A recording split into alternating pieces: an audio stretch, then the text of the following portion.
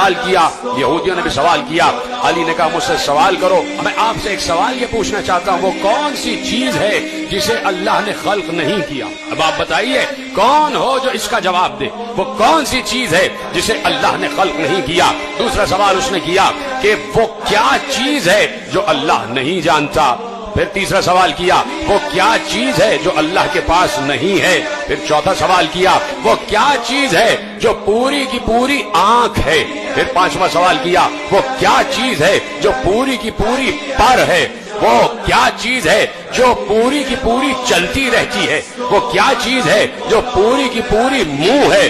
وہ کون سی شخصیت ہے جس کا نہ کوئی خاندان نہ قبیلہ؟ وہ کیا چیز ہے کہ جو سانس تو لیتی ہے لیکن اس میں روح نہیں ہے؟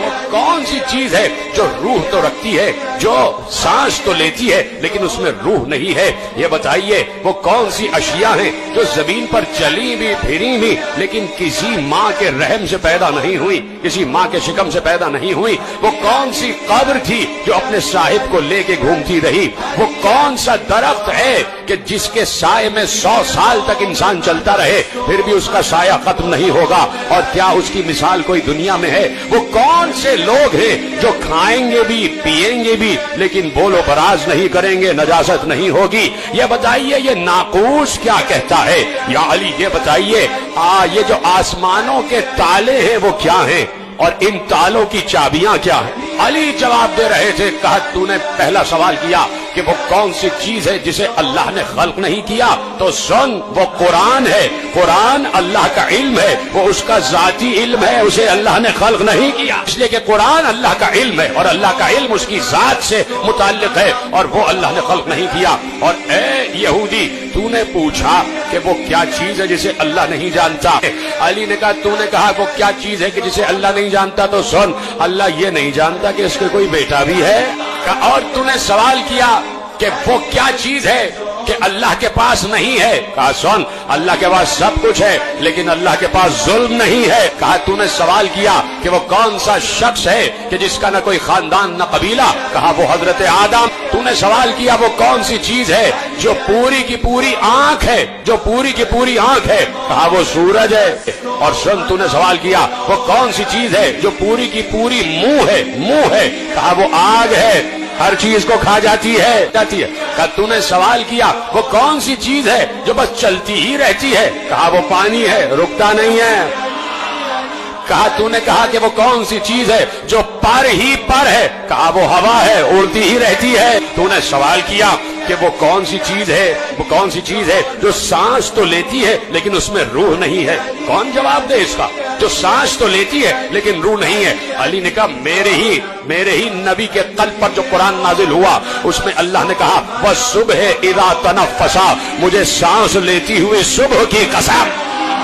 کہا تم نے سوال کیا کہ وہ کون سا درخت ہے جس کے سائے میں 100 سال تک چلتے رہو پھر بھی اس کا سایہ ختم نہیں ہوگا؟ کہا سنو وہ شجر طوبہ ہے جو جنت میں ہے، جو جنت میں ہے اور جنت کے ہر قصر میں اس کا سایہ ہوگا۔